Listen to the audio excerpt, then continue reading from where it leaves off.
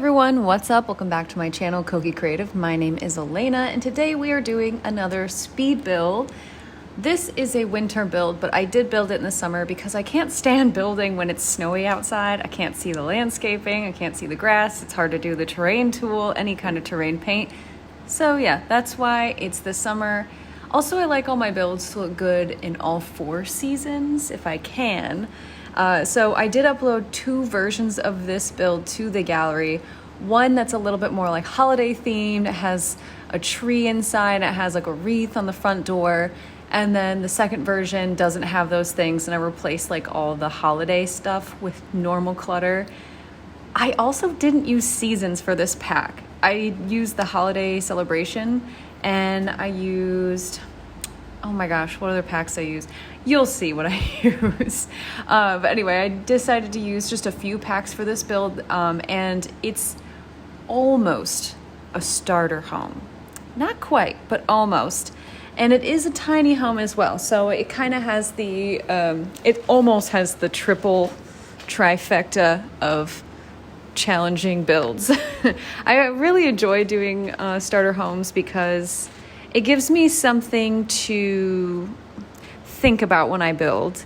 And I also like limited pack builds too, because you have to be kind of creative when building. You can't just use every single item. And when you build as often as, let's say, I do, you get familiar with all of the items that are in the game.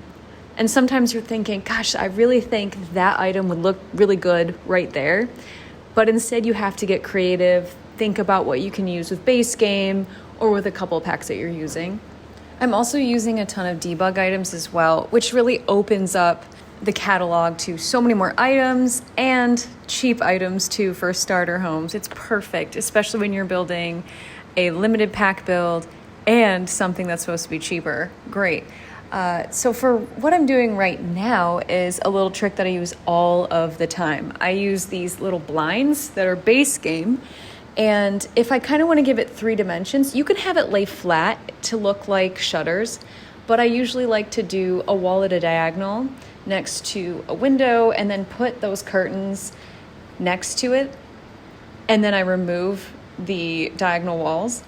Sometimes I can line it up perfectly where I don't have to use tool mod to get it lined up exactly right, but it really depends on where the window is. And if you're a player who, let's say you're playing on console, you can't have tool mod, you can still do it if you have the window lined up properly. Anyway, so here I'm doing some landscaping that I knew for the screenshots would be covered up completely by snow, but I still wanted to make sure, like I said earlier, that this build looks good in all 4 seasons, especially because I like to upload my stuff to the gallery. I like everything I build to be playable because, first of all, I do play in my own builds. Sometimes I start a new game and I sift through my own builds and go, ooh, what build should I use for this new save game that I'm going to be playing?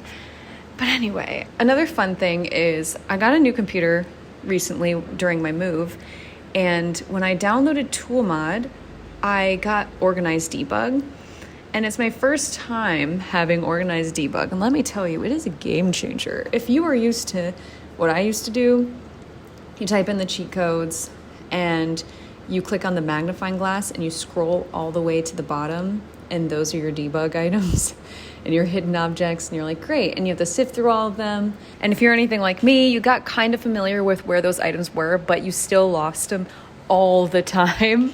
Well, this has really made my life a lot easier, even though I'm now learning where each thing is, like each section. Like the coffee bag, for example, the debug base game coffee bag is one of my favorite items to use. It costs $0. It looks adorable. I always put it next to the coffee maker in the kitchen. It's just great little kitchen clutter. I had a hard time finding it, and it was in the appliance, like miscellaneous appliance section where the coffee makers are, which makes total sense, but I'm still trying to learn where these things are in the catalog. So here I'm working on a tiny garden. I like all my houses to have gardens. I think it's a great way for Sims to make money. It's a great skill for a Sim to have, and you can do it with the whole family now. Even toddlers can go into gardens and they can mess around with stuff while the parents are out there, while the teens are out there. So I think it's always fun to include, and I usually do add like fruits, flowers, vegetables out in the garden as well. I try to do the more rare ones, but sometimes I do more normal fruits and vegetables and flowers because I don't want to make it too easy on everyone. But I think it's kind of a nice touch because some of the things are hard to find. Occasionally I'll throw in like a bird of paradise in there or grow fruit, something that is a little bit different, hard to find out in the wild. But anyway, let's stop talking about the garden and let's get inside of this house. The layout in this house was so hard for some reason. I do usually struggle with layout. That's like one of my personal things that I'm working on is layout. Like roofs, totally fine for me. Landscaping, I've been working on it for years. I'm getting better. But floor plans, they just... Probably because I build the whole entire exterior first with the landscaping, so I can't really adjust too much. But anyway, I started building the kitchen on the opposite side of this wall, and I just didn't like the way it looked. It was making the kitchen way too big, bigger than the living room would be. So I thought, okay, I'll switch to the other side. It's fine. It's a tiny house, even though the door to the bathroom is like, you have to walk through the kitchen to go into the bathroom. I've seen stranger layouts, okay? So don't come at me with a weird layout. Now in the living room, I last minute decided to make this not just a 1-bedroom, but a 2-bedroom, because I thought this is a holiday house. It would make more sense if it wasn't just a single Sim or a couple Sim living there. I mean, don't get me wrong. It's just my husband and I, and him and I like to decorate for the holidays. We like to open up gifts, all that stuff.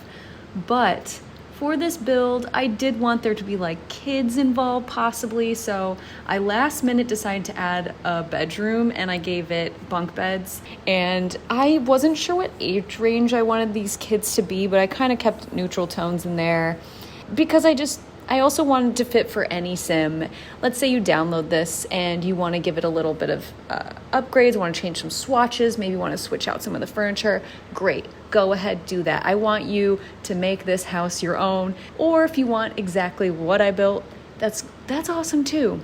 Oh, I do remember the packs I used too. Let me just tell you before I forget. I used high school, I used Parenthood, and I used Tiny Living. So those are the only packs I used. I thought they would be good for this particular build. Oh, and Holiday Celebration, but I mentioned that one earlier.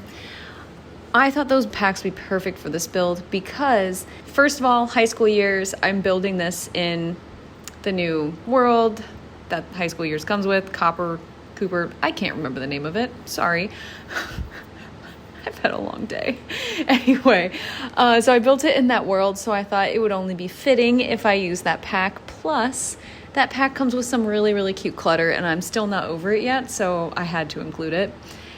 Then I used Tiny Living because this is a tiny house. It comes with a lot of really great small items, opposed to a lot of the really, really big items that we see in all the other packs. Like, all the other dressers, for some reason, take up like 5 squares. I'm over-exaggerating. It's usually 2 wide, but Tiny Living, it just has a lot of these little micro objects that I thought would be perfect.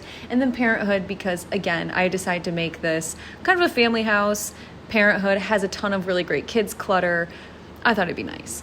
Here upstairs is where I decided to put like the parents' retreat, their little section of the house. Sure, it doesn't have a ton of privacy. If someone like looks up the stairs, you could probably hear really well up there, but the parents don't need privacy. They need to see what's going on. The rest of the house, I just tried to do all the final touches. Any open wall that kind of looked a little bare, I would put something on it, especially trying to see how much money I had left. This house is a little bit more than 24,000 simoleons. Oh, so close to a starter home. It like kind of was bugging me, and I was thinking about rearranging some stuff. I was like, never mind. And here in this little corner, I put a little bit of debug cleaning items because I wasn't quite sure what else I wanted to put, and I didn't want it to cost any money. So if you made it all the way to the end, thank you so much for watching and listening to my video today. If you liked it, maybe give it a thumbs up, maybe leave a comment, let me know what you think. But I do hope you have a great rest of your day, and I'll see you in the next one. Bye.